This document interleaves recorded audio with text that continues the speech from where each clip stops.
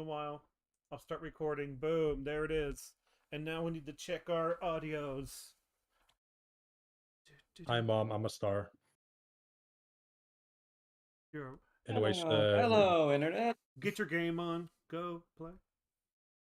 hello, world.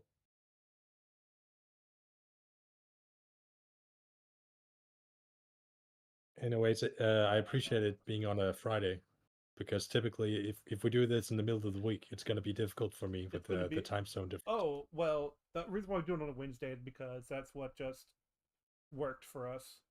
So, Yeah. we're on the same state, so it's easier. The easy way. Yeah. So actually, it's the first thing I want to do actually is not start with the video of context or introductions. Um, I've heard some bad news across the internet. Which is Sorry if I butcher her name, but Michelle Tritenberg, I believe is her last name. Um, she died at the age of 39, and it was a damn shame. it's really a tragedy. I most know her from playing Dawn on Buffy the Vampire Slayer, and she was was stealing the show. She did a great job. Of course, I think everyone does a great job on that show. But like, man, it's like taking a really young actress, like probably 16 or 17 years old on the show, and making her seem like so is and like really takes great talent. It takes great talent from the actress, and she was also Harriet the Spy. If anyone's like that knows about that Nickelodeon movie. She was in Gossip Girl as well, and Man, gossip. I haven't heard that. oh yeah, and I forget what else she was in. She was in this ice skating Disney film. Fury on Ice? Oh yeah, Ice And Princess. Ice Princess, yeah. And so like, also she also known for another movie, which like let's just say she had a interesting talent, uh, but like in those things, but yeah, it is quite sad that like she died at such a young age from, I believe it's been called like something's wrong with her. It's either her liver because like It she was had I think it was a botched liver transplant. yes, something to that effect, but don't quote me on that. It's just that I don't think we have enough information yet.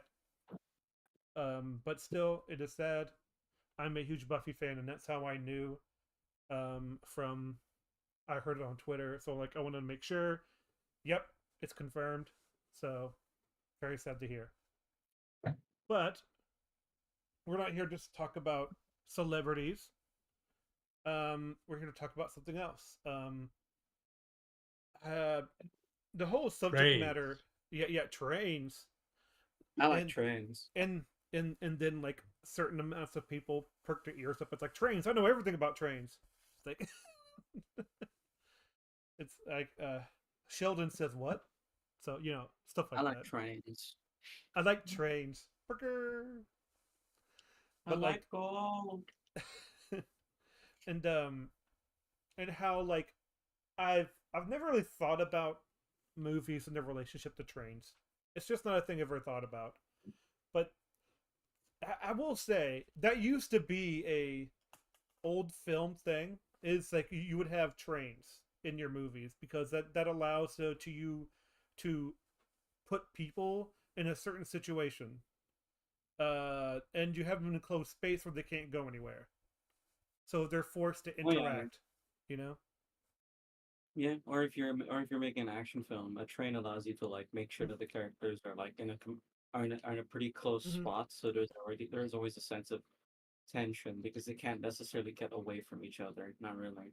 Well, I think a lot of people use that tension as well when it comes to like old gangster movies or something. When they get on the trains, it's like, oh man, we're gonna chase them on the train, or like a western because you have to rob the train.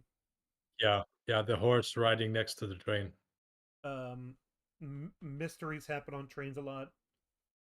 It's but still, I'm like, but to say that most movies are about train have a train obsession, I think it's going too far. What's the title of the video again? Why are movies so obsessed with trains? I'm I sure don't. he has many examples. I don't believe you. Oh, That's what I'm saying. Oh, you're back. You have a Greetings. look in your DMs. You have a link. You have one new message. It's You from. got mail. It is from You- Psychopath Bird Killer. Like what? I am genuinely curious about what examples is he going to use though? Because I'm sure I'm sure there are multiple examples, but I'm curious. Oh, I'm kind of on the same way, but this is by Patrick Williams. For people who don't know, he's on Nebula, which is a site which means yeah, you can do the same thing for YouTube, but gate off your content with money. Like, Yeah. I mean, I understand why, because the thing is, there are like other platforms that I think some YouTubers I know, like I know a lot of the gun tubers I watch, they use Pepperbox, which I think Pepperbox isn't paid. I don't think Pepperbox is paid, never even heard but of they kind of Pepperbox. it's basically a website where they put a lot of their content that's like restricted by YouTube, and yeah, it's because YouTube's very strict. YouTube's extremely strict about guns and Oh, whatnot. absolutely, because ever Yeah. since So, the example, New York Times yeah, like said like no. yeah. Mm.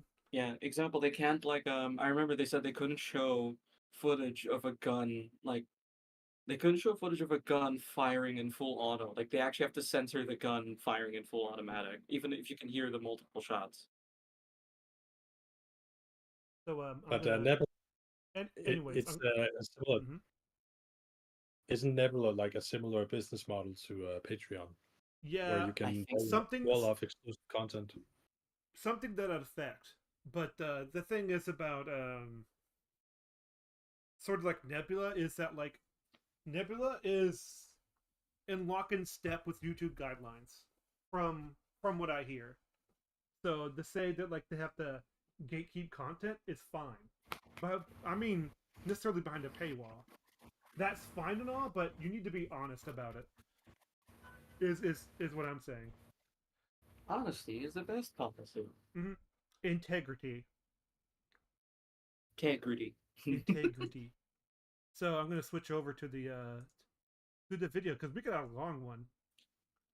You know why this Yeah, weed is I'm good? just Because gonna- it's made with integrity. Yeah, before we get started, I might leave after an hour or so. Oh yeah. I That's can't all right. promise being No, here for no. the entirety. Don't worry, I'm pretty sure we'll finish this around the same time we finished the Cinema Wins Lord of the Rings video. Yeah. Oh boy. We might do halfway or something. Who knows? It depends how much Right. he has for us. You know what I mean?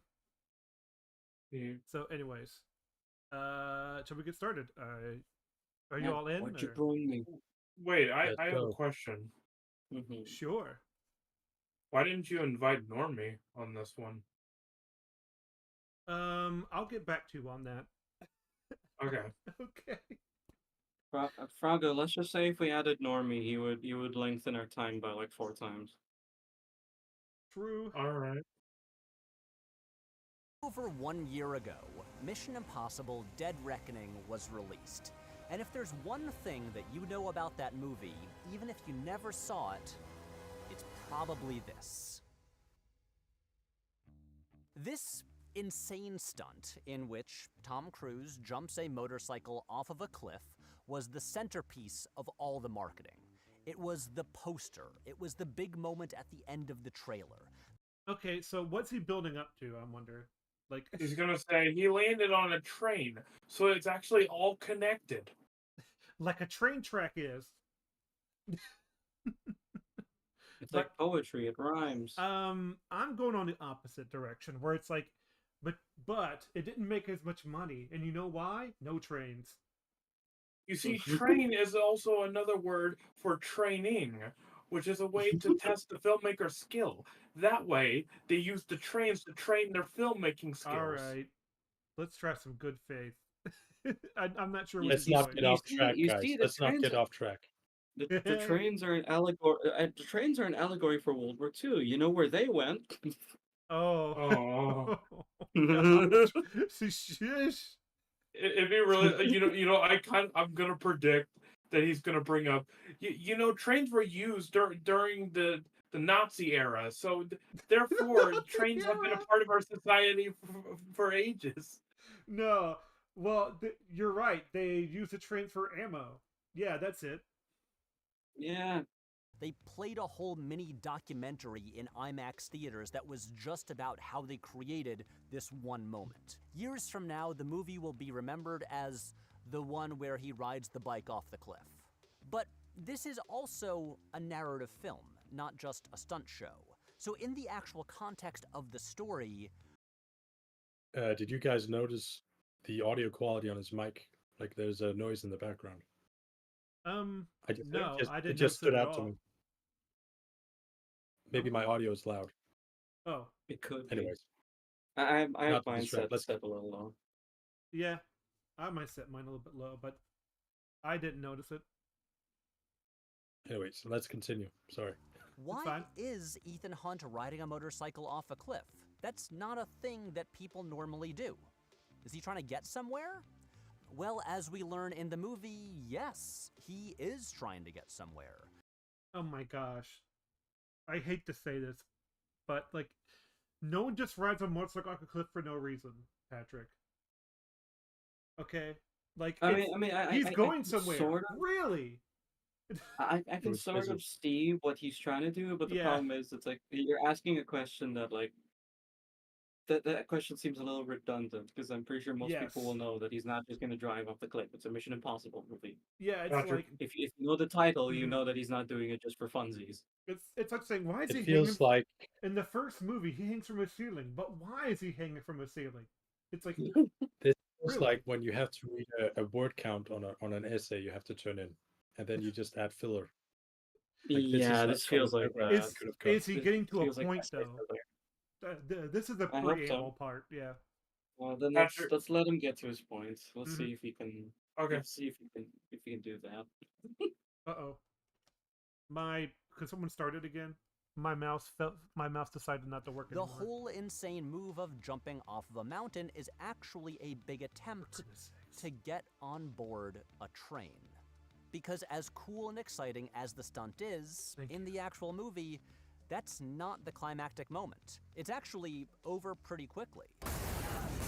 Because it's really just a means of getting us to what the actual centerpiece of the movie is. And it's something positively old-fashioned. A train scene.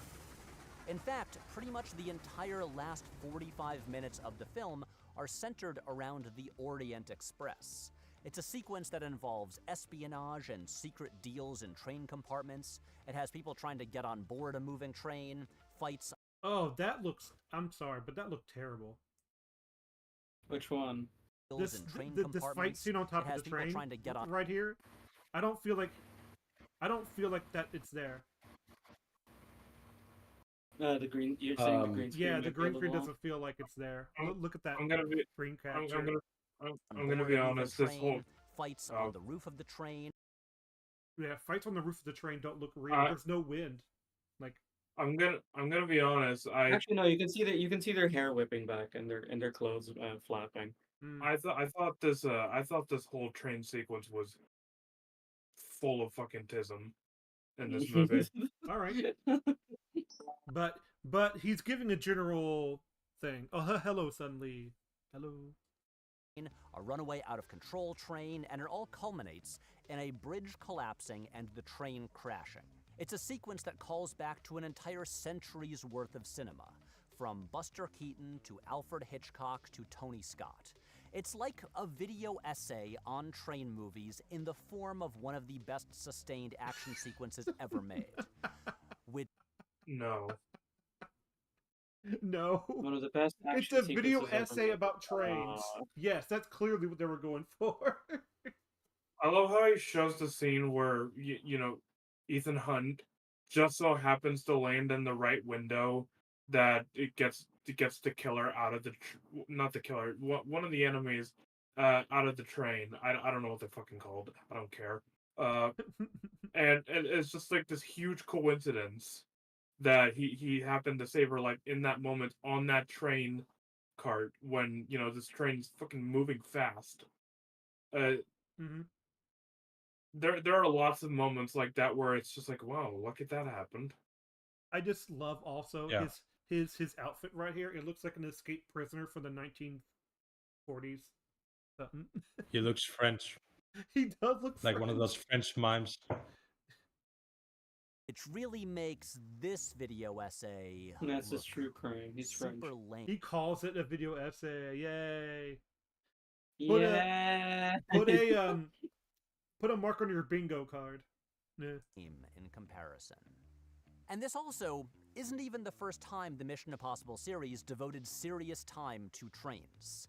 In Ghost Protocol, the secret IMF base is located inside a freight car on a train. And of course, the big action climax of the very first movie happens inside and on top of the Eurostar. See, look at that. That's a lot better. I mean, it's like I can because like when he's on that train, it really feels like he can't hang on at all because that's the more realistic approach. Yeah, apparently I just googled it. For Dead Reckoning, they did film parts of it on a real train in Norway instead of the Alps, Wow. but Mhm. somehow it doesn't look as real. I imagine it's because they had to slow down because they're actually on a train Mhm. and stuff, or the way it's filmed or something. But like sometimes the fake thing looks more real. Well, yeah, But that's it must be because the framing or the wind or something. that's because back then, like they really want to make sure that like things look better so they can age more. So that's a quick of this way. Like, oh crap, we know it looks bad. We better fix it up a lot. I love how we're talking about the train sequences in this Mission Impossible movies, and how Well, it's about trains. How cool the first one was with its action scene, and we're just completely ignoring Patrick Williams. Yeah, well, he's not saying anything yet, so it's like fucking ramble about trains. I think it's all connected. All right, I have the charts. Okay, all right. But he's building up to the point that like, why are movies obsessed with trains? I bet that's exactly what he's gonna do.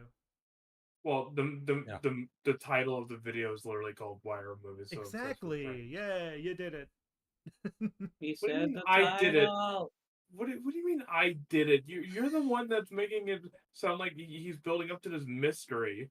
I know, but it's like he thinks we're like nodding along. It's like, yeah, Mm-hmm. So am I just using this topic as an excuse to talk about my favorite movie series? Yes. Maybe just a No, you're teensy-weensy little bit, but in no, all you're honesty, using it I as don't an even- excuse to sound pretentious. Whoa. All right. We will see. We will see. Trains, you did excuse it. to talk about Mission Impossible. At this point, I'm pretty sure I do it in my sleep. But I do think it's noteworthy that in this era of massive blockbuster CGI battles, of superhero movies and energy beams and spaceships and movies without trains, yeah? Photorealistic talking animated animals, we're still returning to something that has been enthralling audiences since the very beginning of cinema. Enthralling people? No, it's just a convenient way to use a certain kind of transportation. I will say it's trains efficient are cool. mass transit. Mm-hmm. I will say trains are neat, but it's like I wouldn't exactly call them enthralling. I've been on a train, and I've seen a lot of those older trains that just look beautiful. And they are like wonderful to look at. They're like there are a lot of people who actually find trains extremely interesting because of the entire like the engineering behind them. They're kind of a feat of they're a feat of engineering, and it's always nice to see. Oh, absolutely. But, yeah, I'm not sure if I'd use the word enthralling. Well, no, I have to disagree very seriously. They're enthralling. It's like, nah. I love how he shows the spaceships in like Star Wars: Rise of Skywalker, and he's not at all going to bring up the fact that Solo had a train sequence. Solo did have a train sequence. If he does, I'll give him a point for that one. But it's no. What I mean, it's kind of funny. The reason why I think that a lot of people use trains is because cars are kind of limited.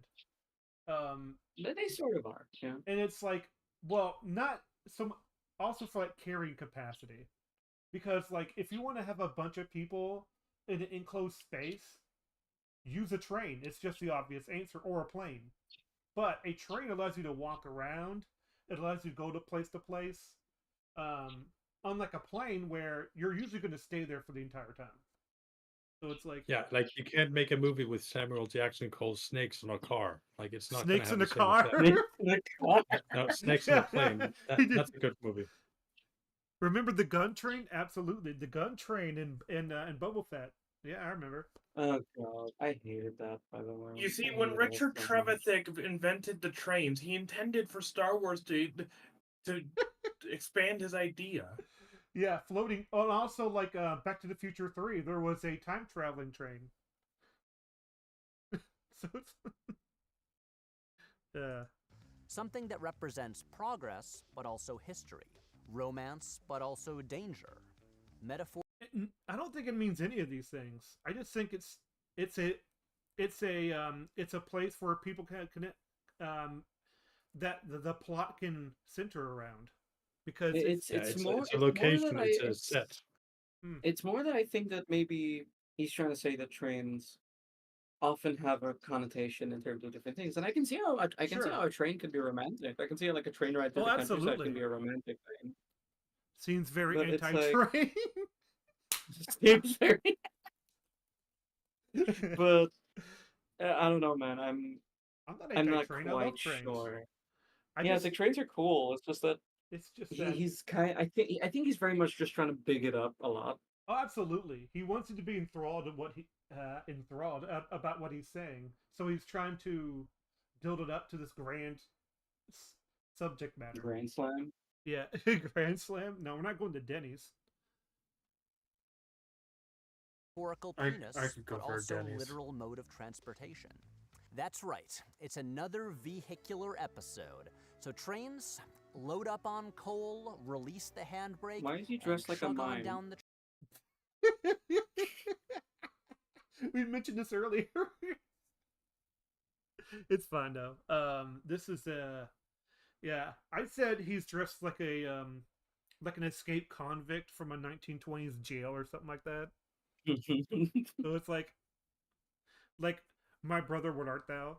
Like track. He belongs Today, in film jail. I choose you. Oh, fuck you. Go fuck yourself. Don't. Yeah, I know what the Simpsons. What I said was a joke. You know, he belongs in film jail, but now I believe he does. He belongs in pun jail. He belongs in a museum. Oh my gosh.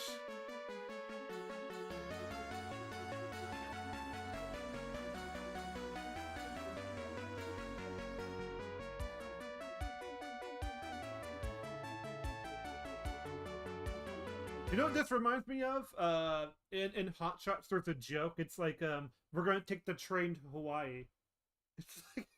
I part of me wants to go to this man and, you know, tell him something that would be revolutionary to his brain. But at the same time, I don't want to, because if I go to him and say, hey, Patrick, so you do realize that there are lots of car chases and car incidents in film, right? Just like trains. And he's like, brilliant! I'm gonna make another video. No. It's kind of funny. It's called Trains, Planes, and Automobiles. Yeah, weird movie name, huh? It's like a fucking 2-hour video. Yeah. Yeah, there it is. Oh yeah, there it is too. Yeah, trains. I'm at least glad that he's actually using the appropriate clips from different movies. Well, all he has to do is I get it. Clips. There are lots of fucking trains, Patrick. I get it. You guys are on the hate train. There are lots of boat chases. There are lots of car chases. There's lots of set pieces that are used over and over in film. Look at that. Holy shit! I'm already mad. Look. I'm already fucking mad. Look. Froggo, don't get derailed. Let's get back on track. Come on. Hey, listen. Don't have a head full of steam. Yeah. Anyways, I love that drop Yes. shadow. Look at it. He worked very hard on that. Okay. Yeah, Yes, the he editor did. is really good. Yeah, whoever edited this they did a good job. What are you doing in Nice. Switzerland? Where is that Switzerland? I don't know. Falco, Yeah, Falco, Austria or something. Falco, you Wherever forgot. that is beautiful. That he picked a beautiful place to film. Falco, you forgot. He's an escaped convict. That's why he's out in the forest. Oh, that's Indiana Jones. That is, yeah, that's Oh, yeah. Last Crusade. Anyways, back.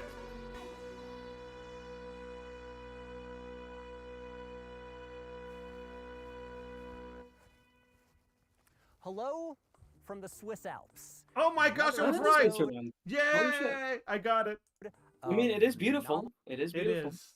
novels He kicked picked me the out good of the spot. studio, so I'm making videos in Europe for a month. And if you have a better idea for what to call this series, then you can let me know in a handwritten letter that you can send to our P.O. box. But anyway, Why not just write a comment because you don't read them or something?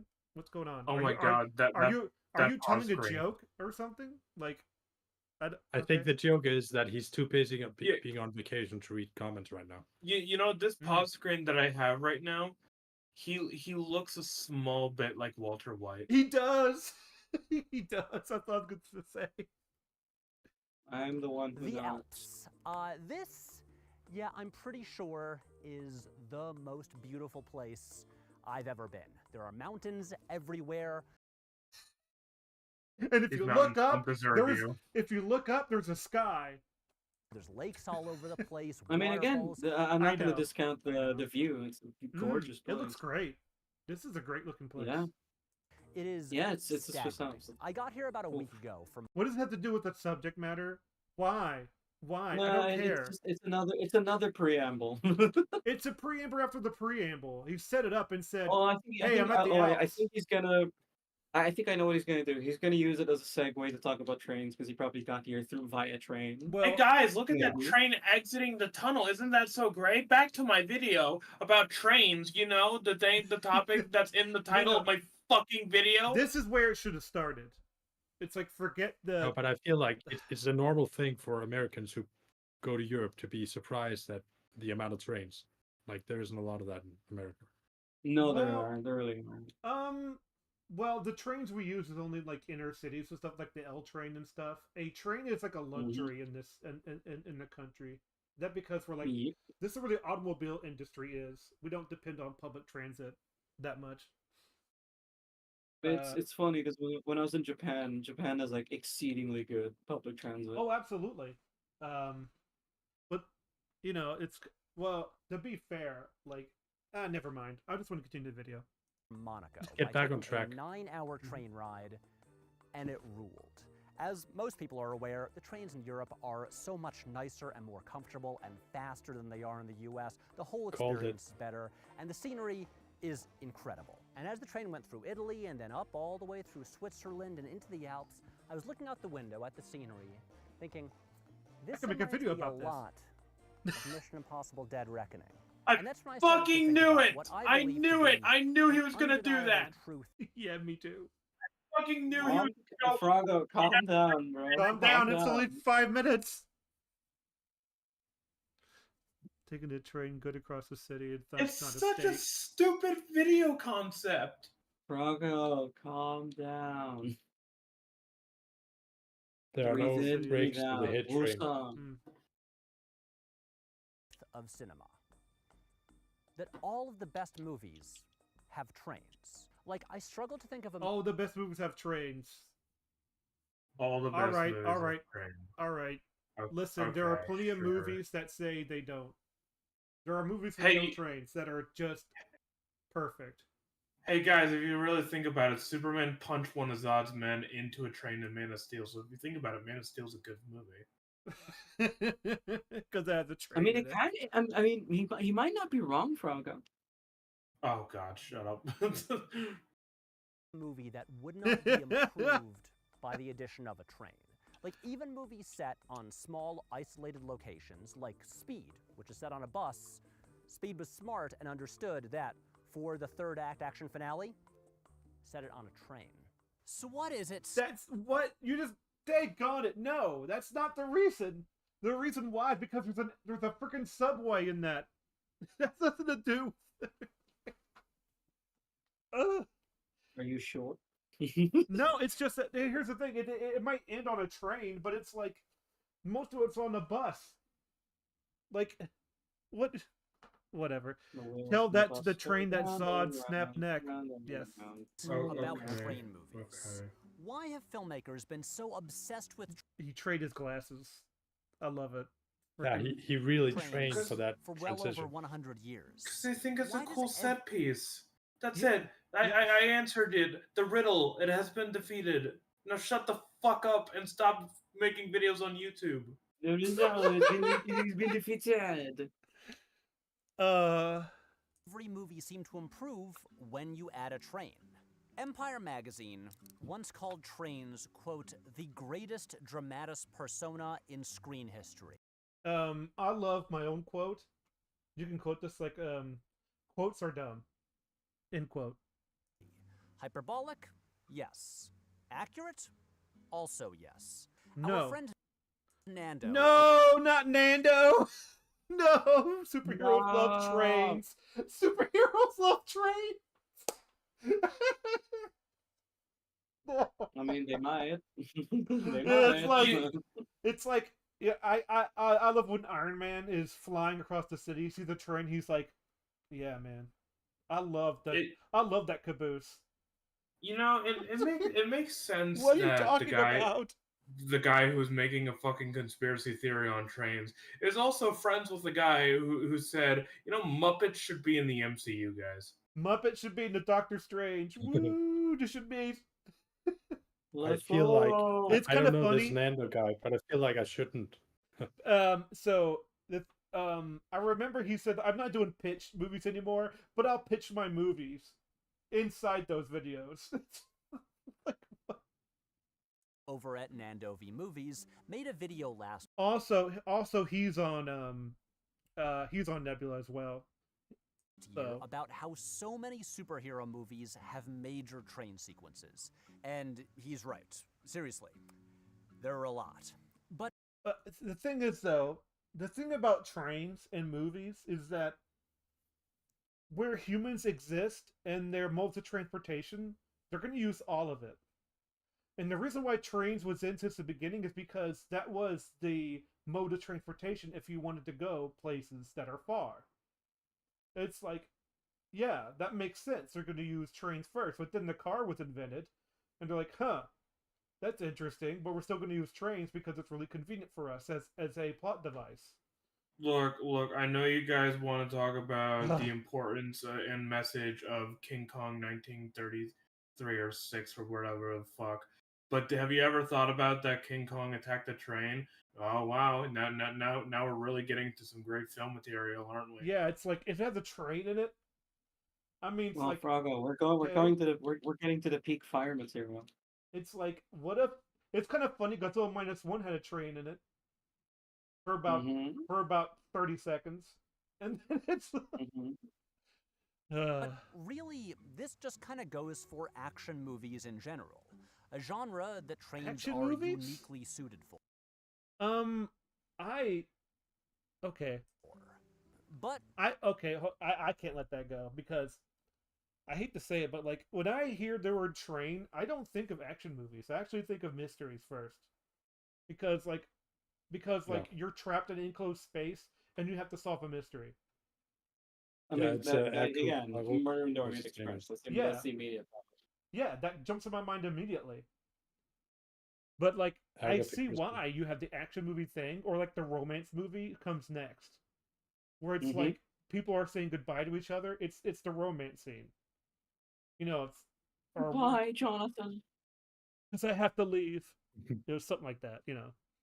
But action movies, yeah, I can see it now. But like, sure.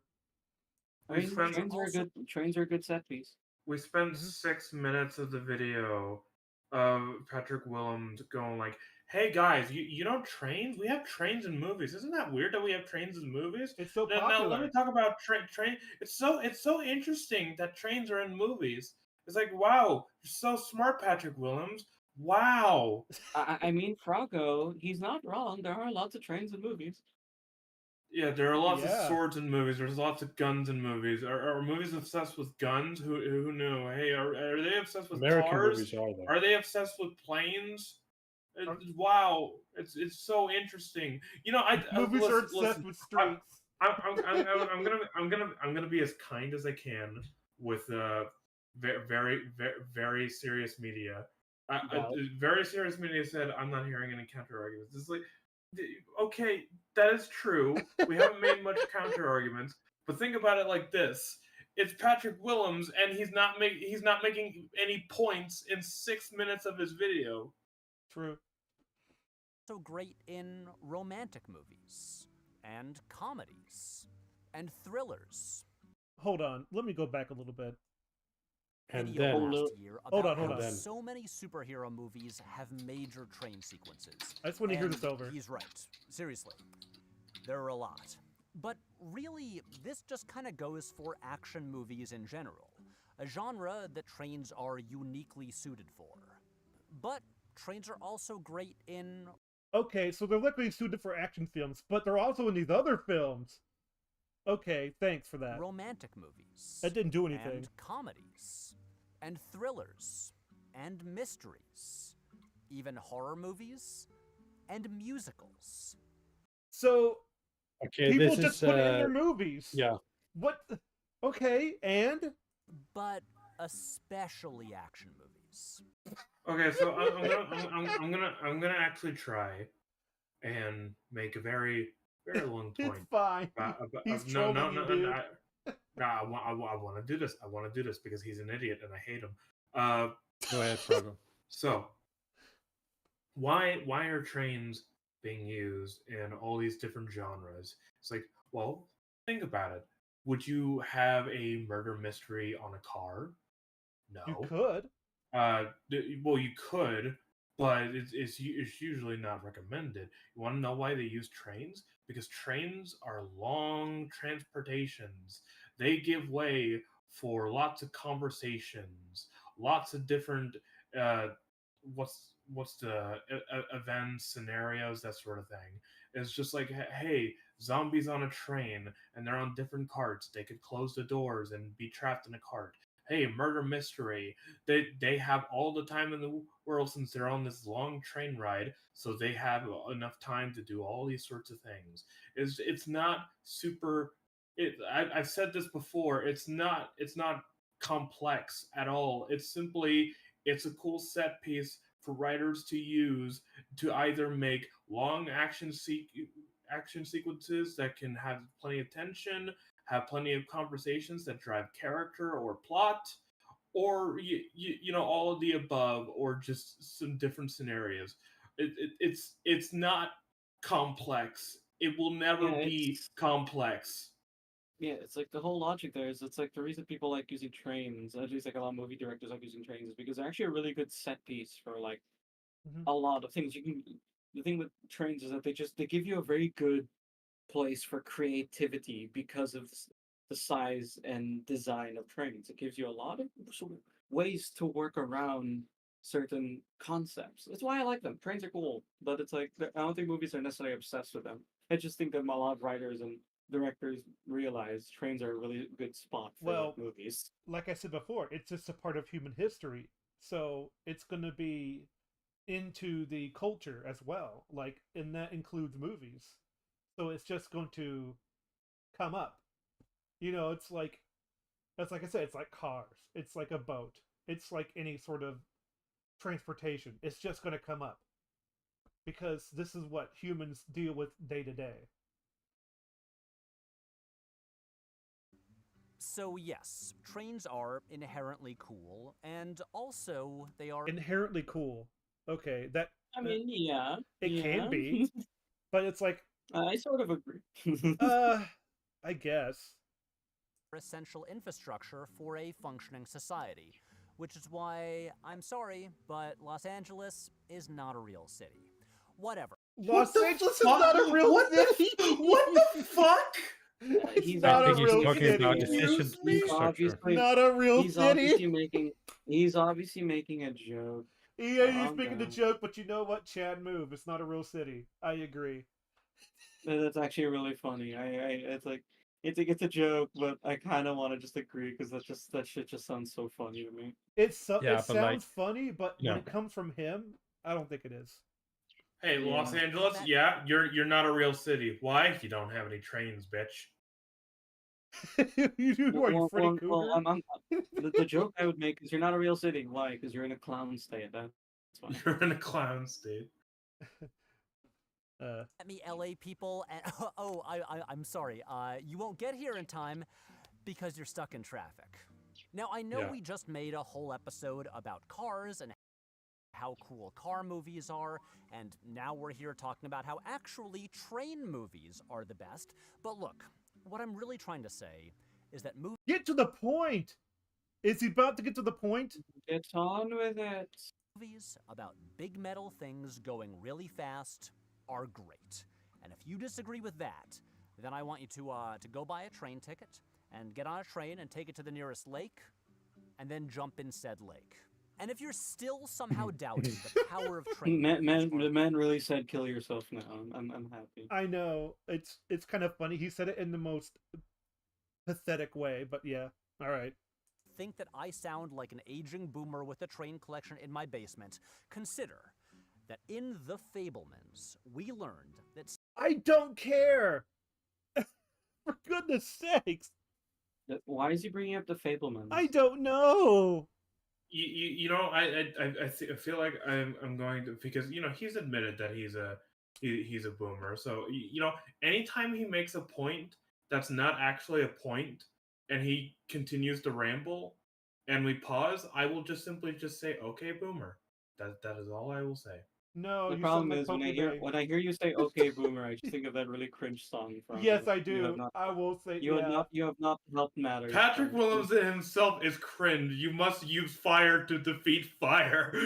Not that's not fire, Frago. That's Also, depleted uranium. also, Frago. also, very serious media has a point. If you don't like him, you don't. I don't want to be friends with you. All right. So. Oh god, I forgot someone said. Yeah, that. that's also a quote. He's also in mid-30s. I think he's older than that. But yeah, he probably is. Steven Spielberg's whole career would not exist were it not for a train scene in a movie. So I don't care. Literally. That's a neat tidbit to tell at parties, but then after you tell it, people just go on with their day. Well, in you this don't. episode, It's sort of you don't need to belabor the point. Yes. we're going to answer some questions. What if he I wonder if he became in another world, the wizard said, "Hey, he would have been a better director if he saw a different movie that didn't have a train." It's What do trains represent cinematically? What narrative What? purpose do they serve? Why are they A lot so actually. uniquely Depends on the suited? movie. Yeah. They're a It really set just depends. piece. They're a It really fucking just set depends. piece. Well, Yeah, that's sort of the idea. They're a set piece, and it kind of just depends on the movie and how you actually Well, want to use that set piece. there are sort of movies that can use the train as its own narrative device. Like the train itself it could be symbolism for going through, because kind of like in the what was it in the last Matrix movie, like the train going through the tunnel represents your passageway into the afterlife. It's like Yeah. that. Like there are different things it could serve, but then it's like, okay, now what do you do with that? Well, you could extend that to a whole movie, sure. But again, it's execution.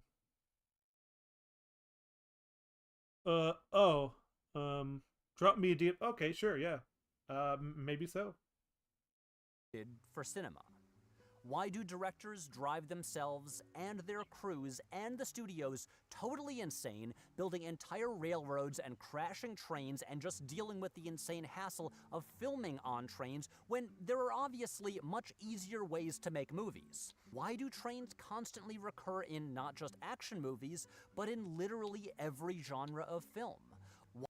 Because they want to use them. Trains are useful. Hey, Trains are very useful set pieces. Trains are incredibly useful set pieces. Mm-hmm. Like again, there's a very simple reason in terms of like they're useful set pieces because they're very versatile.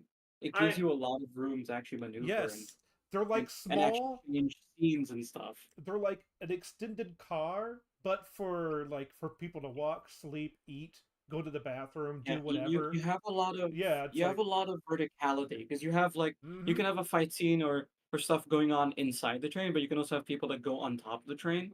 You have a lot of mobility because people can move from car to What car. if it's a double decker like a train where they have Yeah, if passengers it's a on double top? decker train.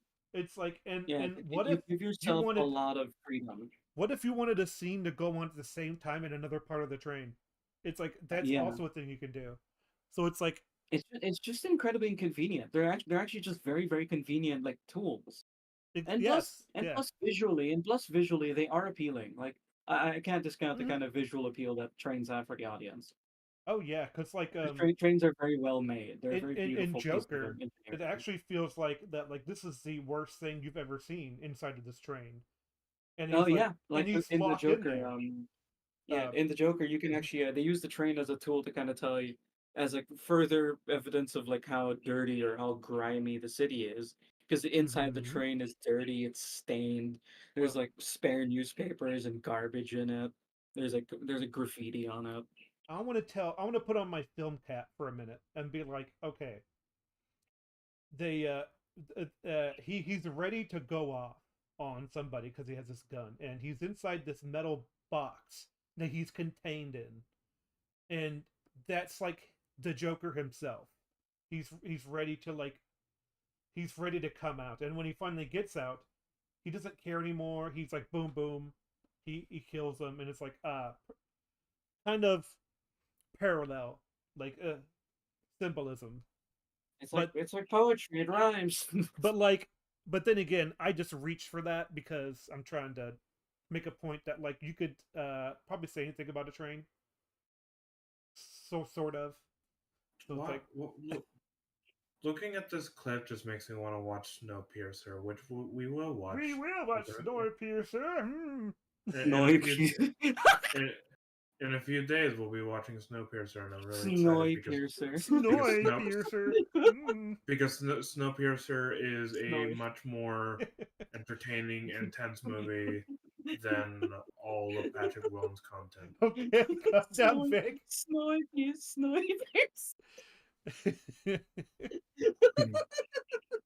The clown boy will be dropped. Can this man make a fucking point? Froggo, imagine in Snowpiercer, the main character is synthetic man. Oh my goodness. It's you know what's gonna happen though? It's like he's gonna go into it, and then the major points he said, well, by the way, it's gonna be on Nebula. He's gonna Mark Brown us. Should Why we? are train- Yeah. Yeah. Should we add very serious media into this? I'm only doing 4 for now, so if someone drops out, maybe. Okay. Or Victor, as he's called here. movies almost always good, or at least train scenes. Oh my gosh, he did! He Oh, hit the no. point! He brought in Solo. Why did you even bring the Star Wars as a point of This thing that entire doesn't have this sequence trains? is awful, by the way. This sequence is Oh, awful. absolutely. It doesn't make any Actually, sense. hold on. I just realized something. This man fucking showed Marvel movies and Star Wars to go like, yeah, we just have movies with big CGI action these days. Forgetting the fact that Solo and the superhero movies that he mentioned have tons of train sequences. Well, Solo has one train sequence and Marvel has many train sequences. So you already True. fucked up your point.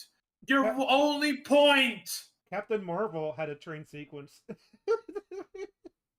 You pathetic YouTuber. Wow. Chill That out says a the little bit. YouTuber. Make any movie better?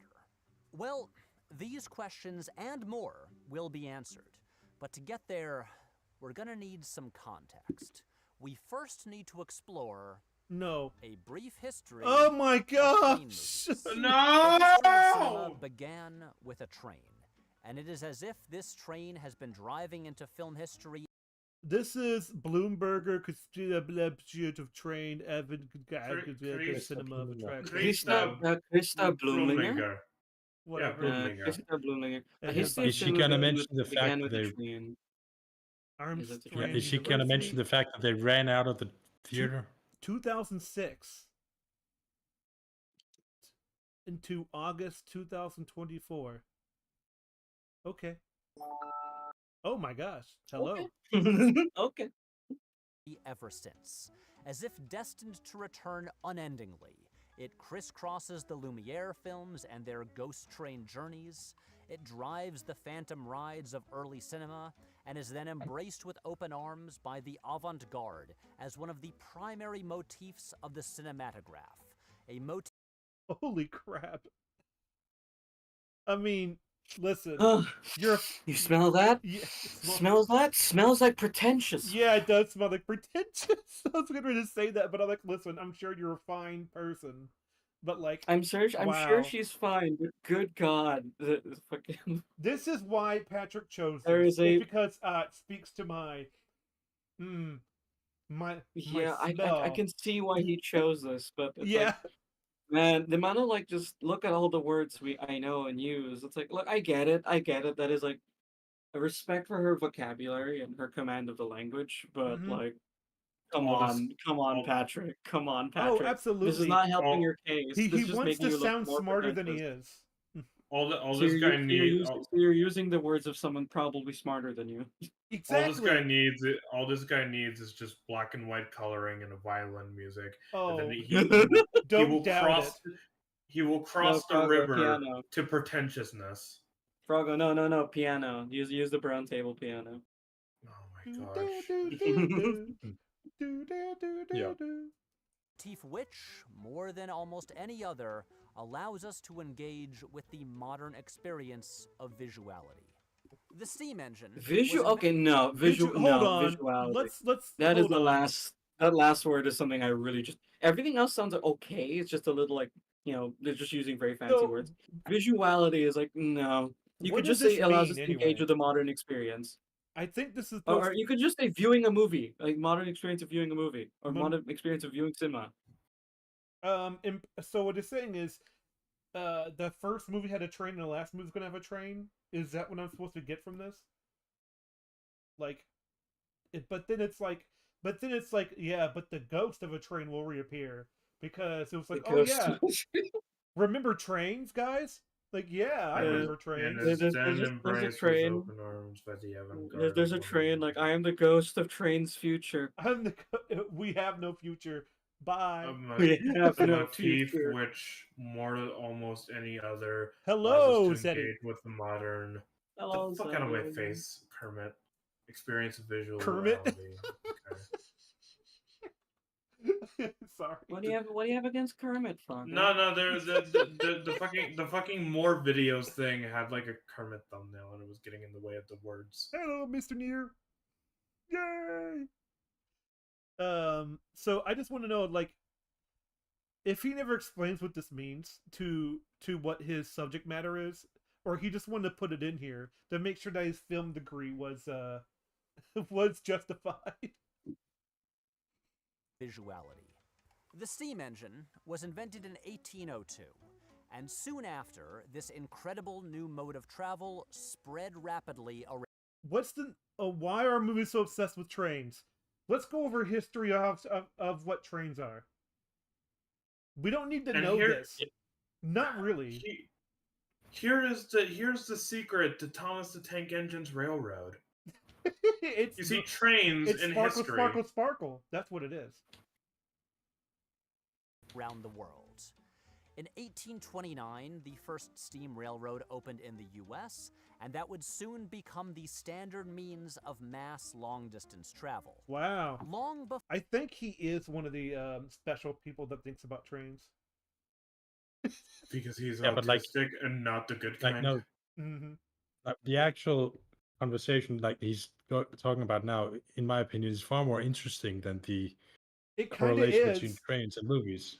I think the actual logistics and infrastructure, urban design, and why trains are used in Europe and not so much in America. That's far more interesting than movies and trains. So like you this know could be a better video. I think. You know, Hold it'd be on. interesting. I'm sorry, but like I think the Yeah, reason go ahead, why go he's ahead. doing this is because he doesn't have much to say about that subject matter, so he has to delay as much as possible to make it seem like he knows a lot. I mean, you know, it'd be an interesting video instead of what he's doing now. You know, it'd be a really cool video. What? The history of trains and movies. Yeah. Actually, yeah, because like even in like it's kind of funny, even Extras has a train in it, but it's not really used. Yeah, it's like you could have just said like, and then he could have actually had a preamble where it's like trains. We see them in movies, we see them in TV shows, but what? But what is their history? What is their significance within the history of movies? And then you can actually go into the history of You like, can expand trains on that. within movie. And Yeah, you can go into the history of trains in cinema. Mm-hmm. Yeah, you could do that instead of titling your video "Why are movies so obsessed with trains?" 2 minutes in, well, you know, movies use a lot of trains. 6 minutes in, oh, you know, movies use a lot of trains. 10 minutes in, hey guys, did you know movies use a lot of trains? Yes, I get it, Patrick. You're so fucking smart. Calm down, Froggo. Calm down. You're okay. You're just as loud as a train right now. Breathe in, breathe out, Froggo. It is kind of funny that like I'm not upset. I'm just more like, man, I needed a history on trains. Anyways, we're just gonna let this go. All right. Before cinema existed, trains were a part of daily life. It wouldn't be until 1955 that more people traveled. You know, I said to let things go on, but like, you know that clip? The what? The what? Check me text. Oh, hold on. I need to go to my let's see. Yeah, that's him. Froggo's just angry. So this is the you know that clip from Total Recall where it's like you're not you, I'm you. You're not me, I'm you. He's like, no shit. It's like that's what I'm saying. No shit. He's like, yeah, that's what I'm saying right now. Traveled by plane, then by train. And so, once motion picture cameras were invented and started being used to tell stories, trains became the subject of some of the very earliest works of cinema. And why not? These were commonplace things that were easily accessible in most cities and towns that were also massive metal machines, just like big, spectacular feats of engineering. A train is like a real-life special effect, a spectacular sight that already exists in the real world. You get huge production value just by pointing your camera at a train. We've all said this, by the way. Arguably, the most famous film from before the 20th century was the Lumiere brothers' L'arrivée d'un train en gare de la Ciotat. Of course, he found a French film, and he looks like a French. Perfect. Well, if he's gonna talk about the history of film, I guess you gotta bring up those two. I guess I don't fucking know. Yeah. I'm sorry. I think I've been in Europe for too long. So yeah, what I'm talking about here is the train arriving at the station. No, you've been up your own ass for too long. That's what fucking. Yeah. Is this? I think I know this clip. Is that the they showed it in the cinemas and then people ran out because they were afraid they were gonna get hit by a train. I think that's what you're gonna talk about. Is that the one where the people from the TV thought they're gonna get run over? Like Yeah. All Joyce. Oh, hello again. The one that has the hole was going can't to come stand his through short the screen pants. and crash into them. Although really, Yeah, this is it. most likely just an urban legend, with no evidence that it ever happened, because the train killed all the witnesses. But potential unsolved murders aside, this is the first Okay, that got me. Yeah. All right. train movie. And soon after, we got a lot more. In 1903, just 3 years after the actual Butch Cassidy robbed an actual Union Pacific Railroad train, one of the very first narrative films ever made in North America was Edwin S. Porter's The Great Train Robbery, a film that would establish something cinema would return to countless times, the Western train robbery sequence. We would see this again in The Professionals, The Wild Bunch, Butch Cassidy and the Sundance Kid. Another film. The Long Riders, the assassination of Jesse James by the coward Robert Ford. The Good, the Bad, and the... He did this earlier where he made a list of the different genres. And I feel like Trey Parker and the other guy from South Park, they did this small talk on good writing. Like, you should never connect your plot points with and then. It should be therefore or but. Like I'm not getting my point across just right, but like if he just says and this movie, like he could have written it in a slightly more entertaining way. I think he really means this is an essay. He's writing it like a college paper. Like, right. I'm going to turn this into my teacher. But the thing is about if you're doing this as a professional work and you're doing it for the knowledge and entertainment of others, you need to break out of that mindset. I love how this man is willing to go to like all these YouTubers and go like, "Hey, you made a video longer than the movie itself. You're not a professional critic, all right? And you should feel bad. You're just angry."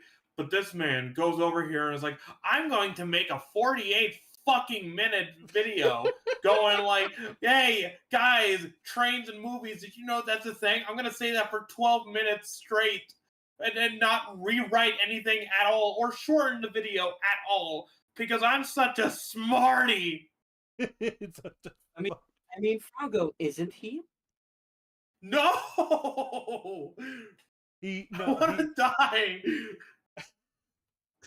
My angel. The weird. In the arms of angel. Cholet. An episode of Breaking Bad. An episode of Firefly. And of course, this new Salesforce commercial starring Matthew McConaughey. Fuck off. But even in the silent era, trains were a major recurring part of movies. In 1923... I love how he goes forward in time to go back in time again. Trains were a major part of La Rue, Abel Gance's 9-hour epic. In 1926... He's just... Okay. You're listing off a Wikipedia page. This feels like an actual video about the history of train. It's like trains in movies, but the problem is he's like a really bad history video. Did he just copy and paste a Wikipedia page? That's what it feels like. Because you need to like actually put into like words the significance of these appearances, Patrick. Pretentious stuff. He's going to sound 10 times worse. Much of Exit Smiling, a comedy about a traveling theater troupe, was set aboard a train. 1929's The Wrecker. Yeah, because they're traveling, and they're going to do it by train. I'm a fire in my laser featured a massive crash scene between a train and a truck that was filmed simultaneously with 22 cameras. And of course, in 1926... I mean, that's sort of impressive. There was Buster Keaton's The General. Still one of the greatest movies ever made, and still a top contender for the best train movie ever made. Why is it one of the best movies ever made, Patrick? Please tell me. It's filled wall-to-wall with some of the most spectacular train footage ever filmed. It is the kind... Is that why? All right. ...kind of movie that even now you look at it and think, this must have taken years to film and killed at least several people in the process.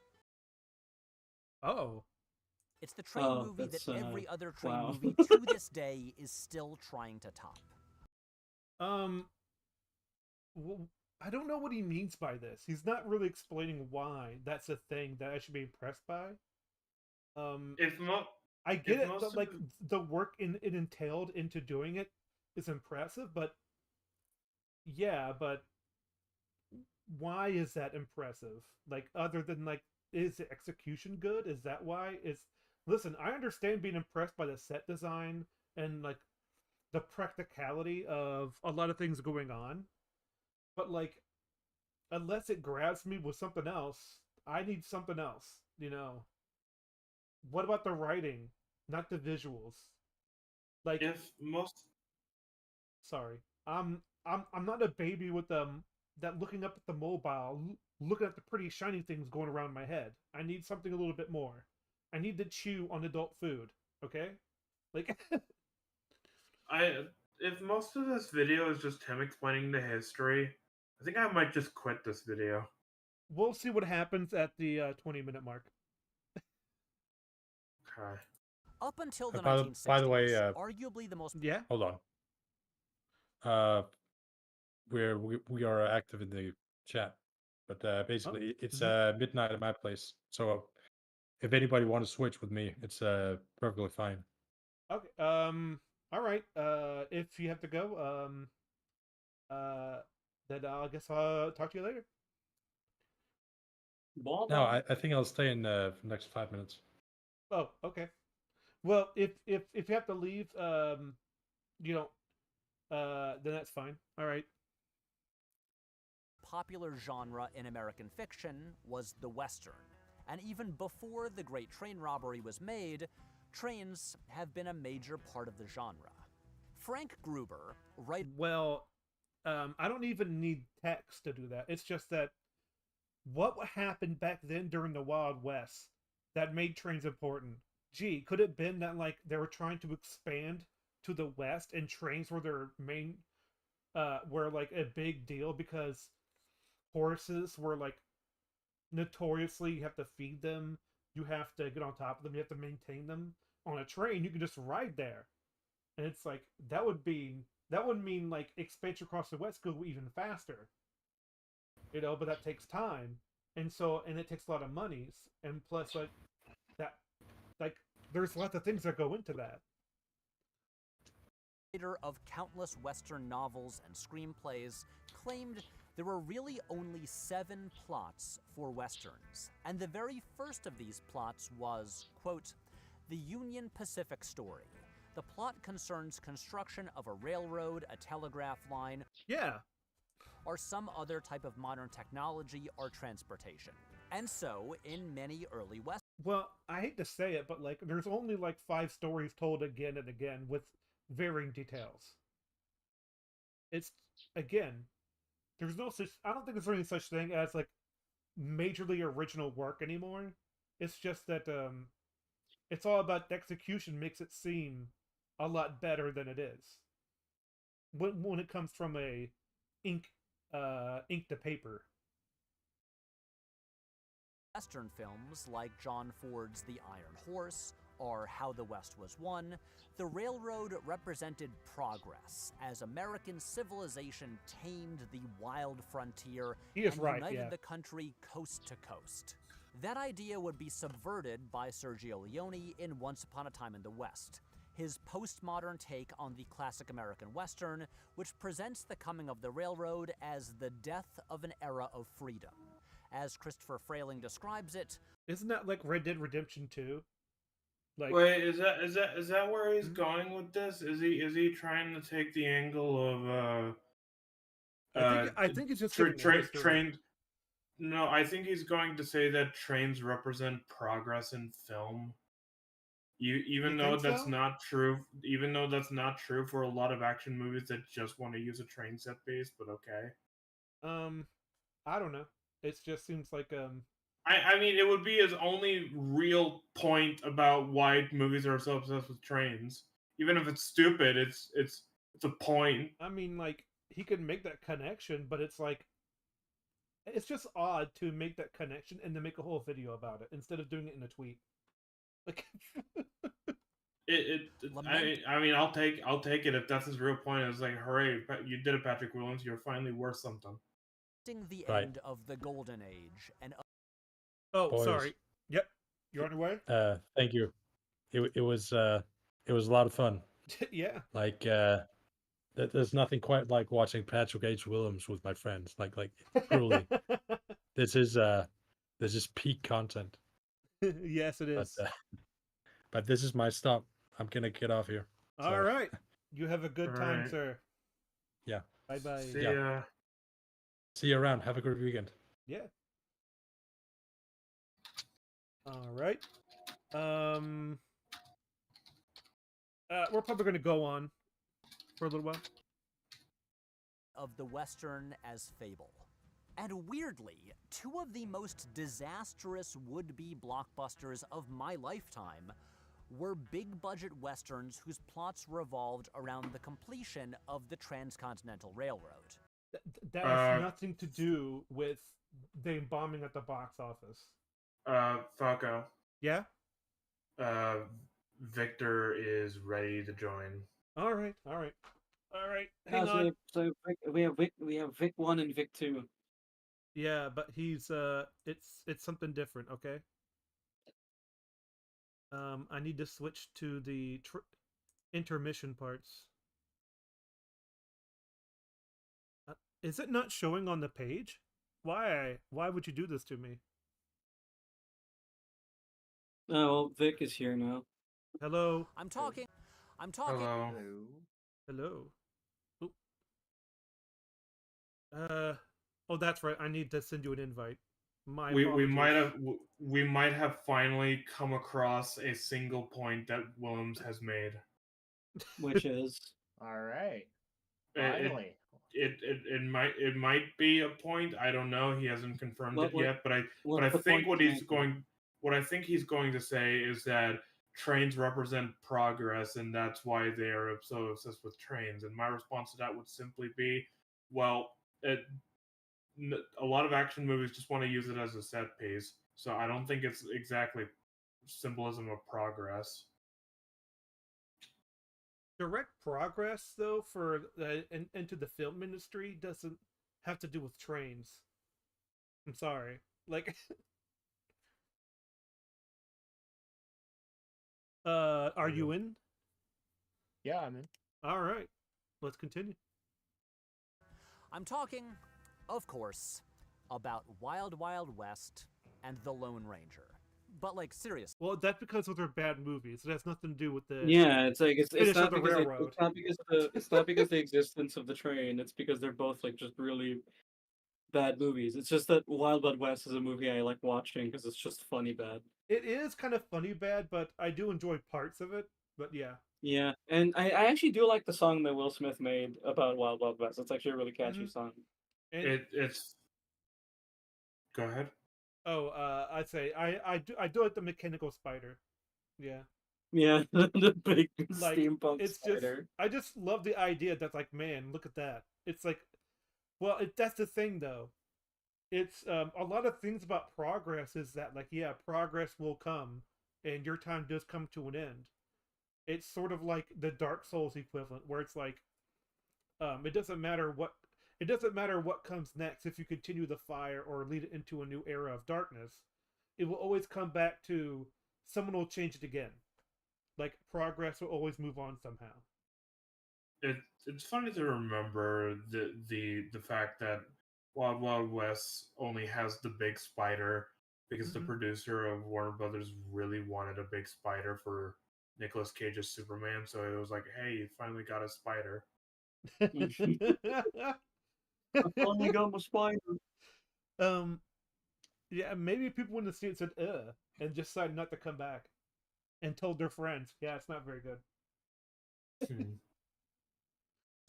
Both movies literally have scenes in their third act with point. the ceremony to celebrate the completion of. Actually, because that's what they're set in. That's the time they're set in. There's a Batman animated series episode where this happens, like Promontory Point, and then like what was it?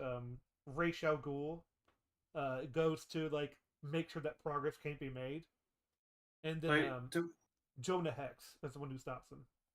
To point out how stupid the statement is just like, hey, in their climax, they're both celebrating a train being released. It's like if I wanted to make a video of like why are movies so obsessed with guns, and then I go, well, if you really think about it, guns are used a lot in World War II movies, and guns are a big important part of those movies.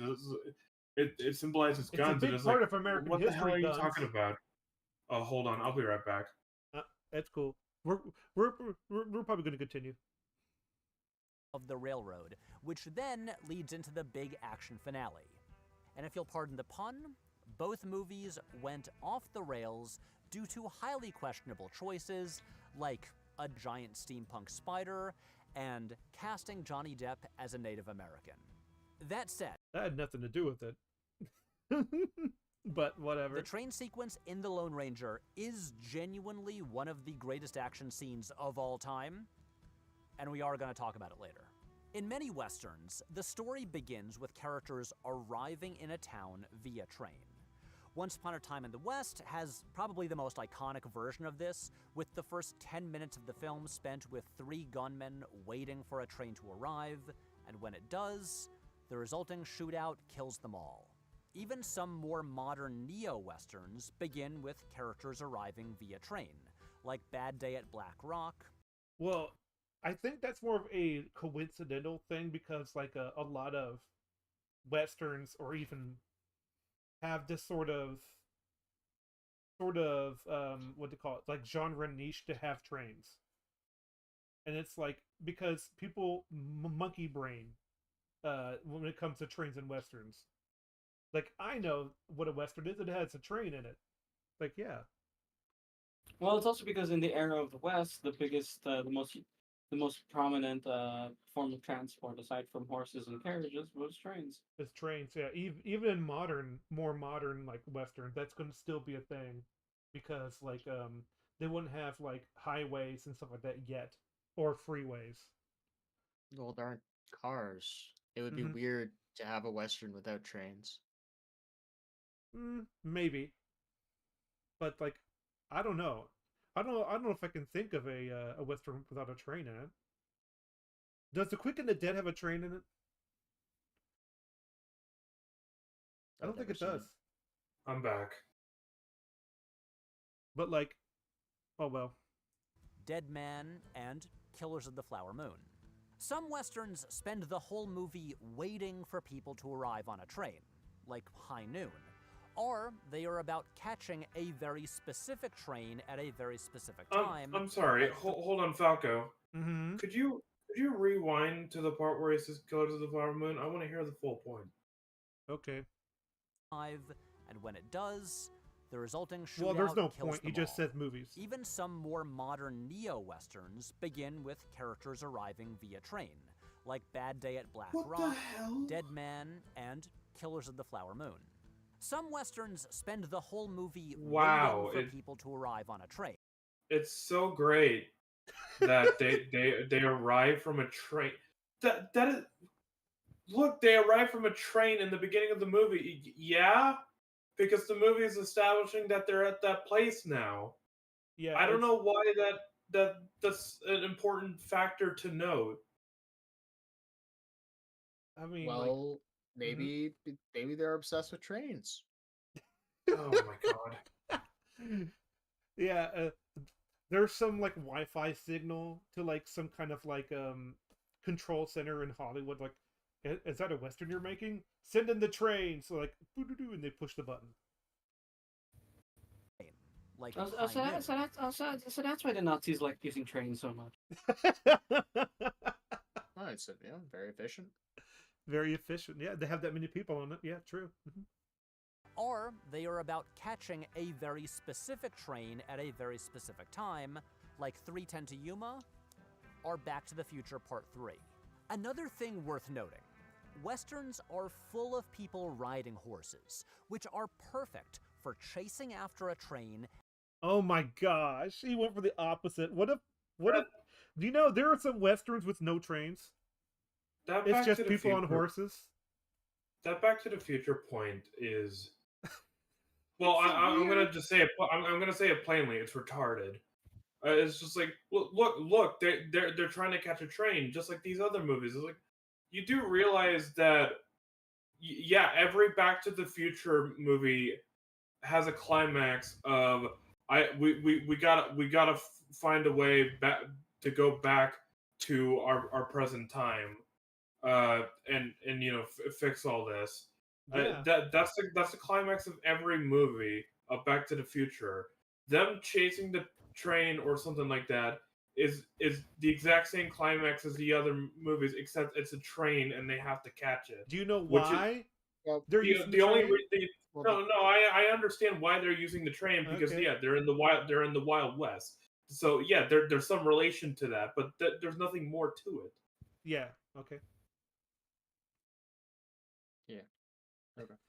So, well, the reason why I was put it up because like they have a conversation in the movie about, okay, we can't pull it because horses aren't fast enough, so maybe there's a way to push it. It's like, and then they hear a train, and then they ask questions about the train, and they get to know about the train, and they're like, and then they make the plans around the train. It's They like, get to go yeah, on a date with the train. Hey Falco, did you watch any of this video before? no, I'm afraid I didn't. I haven't. I'm curious, like what drew you to want to cover it, because I'm pretty sure this is just a video about him talking about his favorite movies that have trains. If I remember correct, That's what I seen. Well, the title, and it was recommended to me by a friend. Yeah, it was recommended to by a friend, and he kept recommending it, and we were like, "Yeah, sure, Well, Falco was like, Oh. "Yeah, sure, we'll do it." Like he's a fan of Patrick? No, not a fan of Patrick. No. Was more so. It was more so. This video is retarded. Please cover it. Yes. Well, I mean, I jumped out a little while ago. I haven't seen the last 5 or 6 minutes, but it was basically the same thing.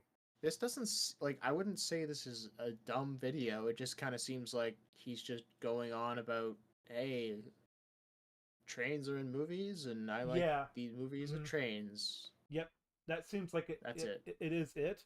But the title is "Why Are Movies So Obsessed with Trains?" It's like, he still hasn't come close to sort of answering that sort of message, and or the question.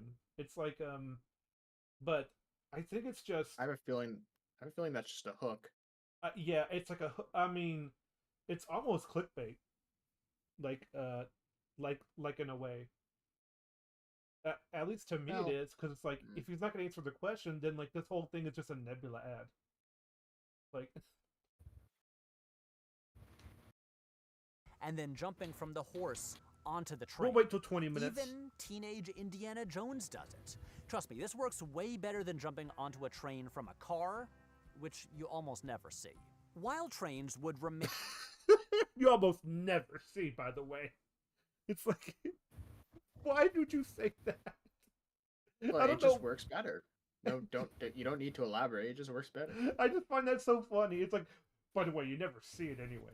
Well, actually, you're wrong, Patrick, because a car can... What if I told you a car is faster than a horse? So it's actually better. Yeah. I wanna clear up some confusion that some people may have if they see this video. It's just like, if anybody looks at this and goes, "Wow, Froggo's getting mad for no reason. He's getting so angry." I'm getting angry because one of the worst things a video can do is be this long and waste my fucking time while doing so. And I'm hearing almost no points or anything that could relate to a cohesive explanation. It's all the same thing for 16 minutes, and that's why I'm so angry.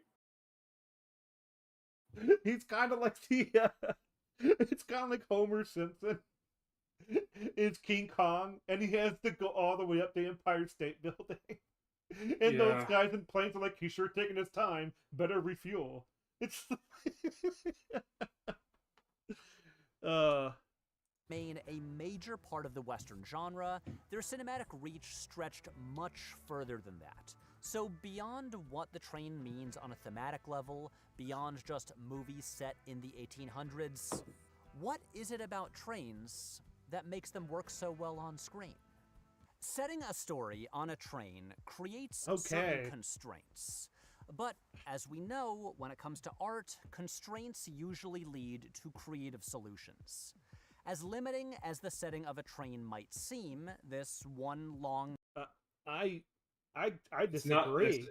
It's not that limiting. In fact, I already made a point saying the infinite possibilities you can have with trains. Yeah, I understand what he. I think I understand what he means by limiting. It's just that you're on this very controlled place, and it's therefore it limits you in that way. But the thing is, though, it's not like, yeah, but that gives you a possibilities of you can't.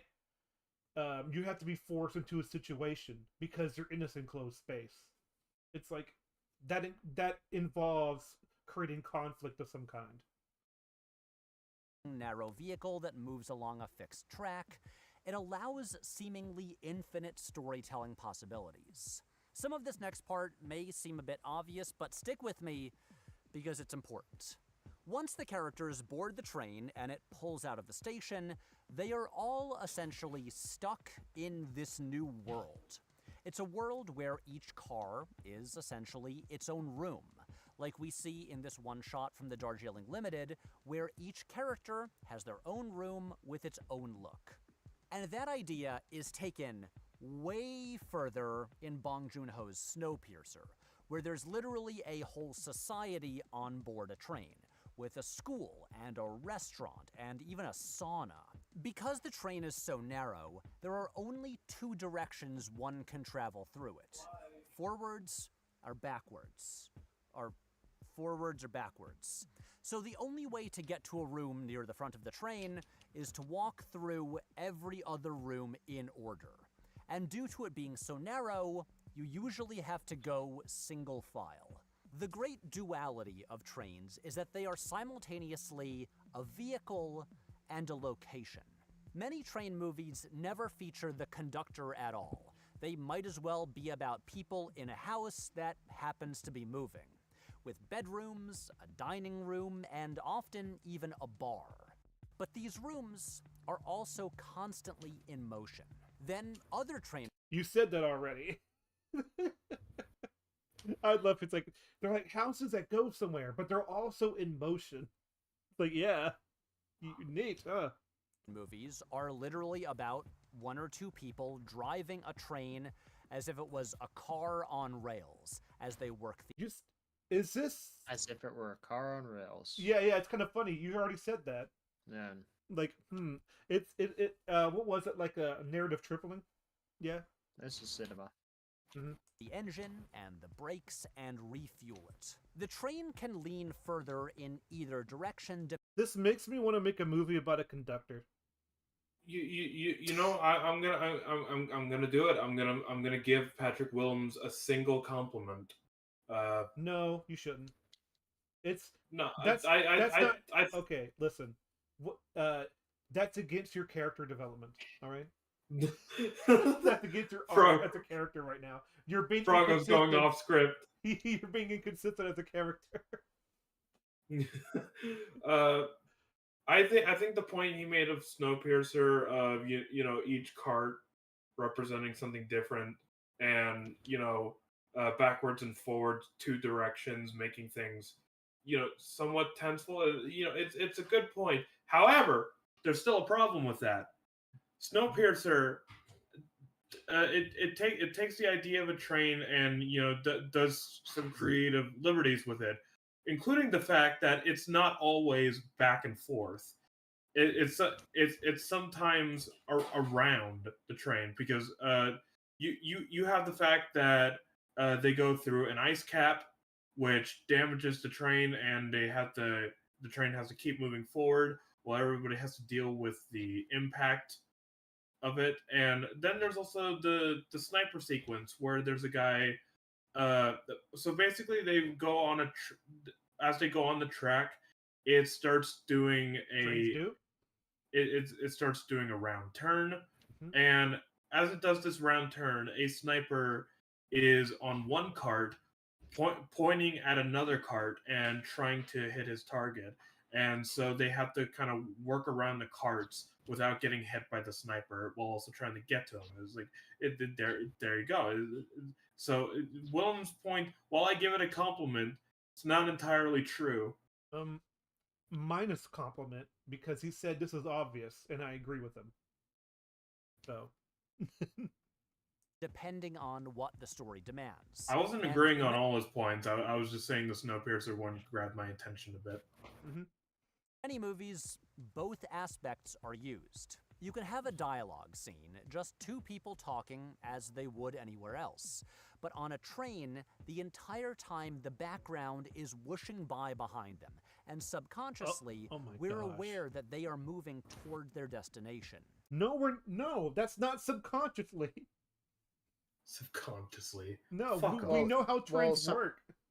Well, that's kind of his point, right? I mean, you're not thinking about the background because you're focused on the conversation, but subconsciously you are aware that they're going somewhere. But I'm consciously thinking of that because they're on a train. He said, well, subconsciously. No, I'm thinking of that consciously. Like, what do you mean? Well, if you're focused on the conversation, then you're not consciously thinking about that. Conscious thought is active thought. I guess, but I don't know. I just assume subconscious means like it would be like saying it would be yes, exactly. It would be like he'd be like saying like subconsciously you notice that his shirt is blue. The thing is though, it's like that's not a little detail that they're in the train though. So it's like it's not subtle. But the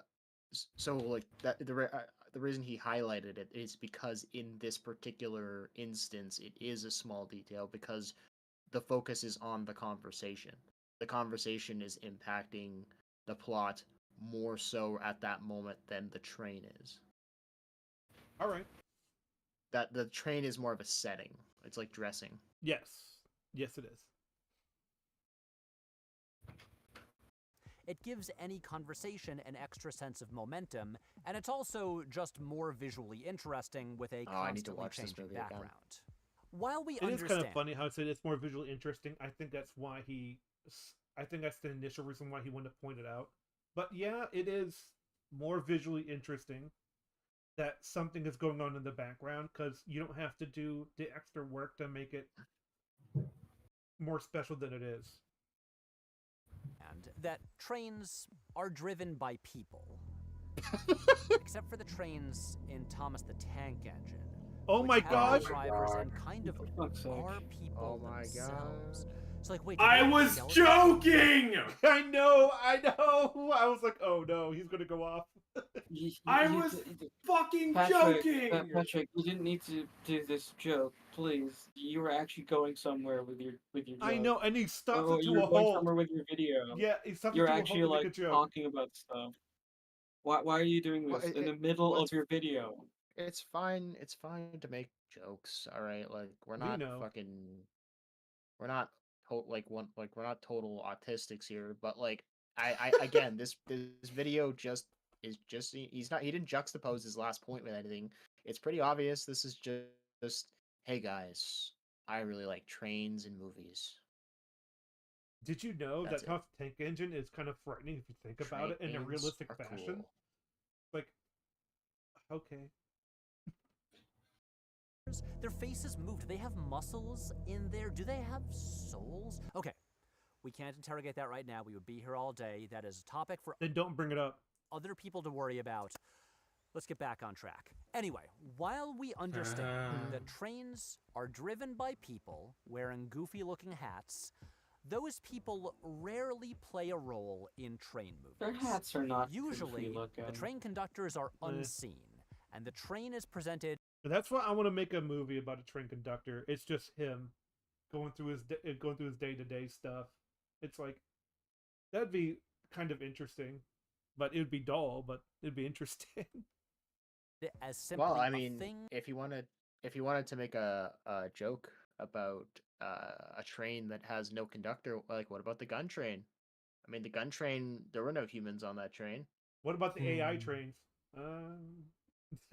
AI trains. Yeah. That moves on its own along a fixed route and, most importantly, a fixed schedule. He said route. He didn't say route. Oh boy. There's a reason that a phrase like "the train has left the station" has become a well-known idiom. Because Trains are like history. Because trains are very prominent, so people make idioms based on something that's pretty notable. Well, that's because it's actually said. It's literally the same thing as the ship has sailed. That ship has sailed. It's the same concept. Yeah, it's like, well, except the train has left the station is actually something said on the train platform. Like, yeah, that's also something they actually say on the PA. Yeah, it's like that's something they say to you at the counter. It's like, I'm sorry, but that train's left the station already. It's like, I'll be right back. Good. All right. Paths of the sun are the moon.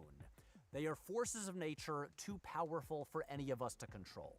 While trains in the real world, like, and I'm not picking this because of any particular beef, the motherfucking F train will have delays and not run when they're supposed to, trains conceptually are meant to adhere to a rigid schedule, departing at a specific time and arriving at a specific time. And in movies, trains usually run on time. And because trains are these huge metal... So they're just like in real life. All right. Machines driven by absurdly powerful engines, so unstoppable that Tony Scott made a great movie about them called Unstoppable that, yes, we will be discussing soon. We understand that the train will not stop for anyone. The characters are at the mercy of the train's time. Well, trains can't stop for anyone. That's the thing. If they do, well, things go wrong. Yeah, I was gonna say they can stop, but like you just pointed out, they're on a schedule, so like it has to be like life or death. Mm-hmm. And even then, sometimes like accidents happen. Yeah, because like trains are long and they take forever to stop, so it's like it better be mentioned miles ahead, like. Timetable, and they must adhere to that timetable, and that timetable plays a huge role in countless movies. Wes Anderson's extremely underrated train movie, The Darjeeling Limited, opens with Bill Murray's mad dash through a city in India trying to catch a train, but he just misses it. Instead, Adrian Brody runs ahead of him and makes it on board, and thus, the film leaves Bill Murray behind and follows its new protagonist. It doesn't matter how big a movie star you are. If you miss the train, you miss being in the movie. Or sometimes... That's in the script, Patrick. Like, that's not symbolism. I think he might be digging a little too deep. Yeah, it's like, I'm starting to get really off on this video now. Because the funny, it's like, that sequence in the movie. I might, yeah, I don't think this is a very good video. Go ahead, Victor.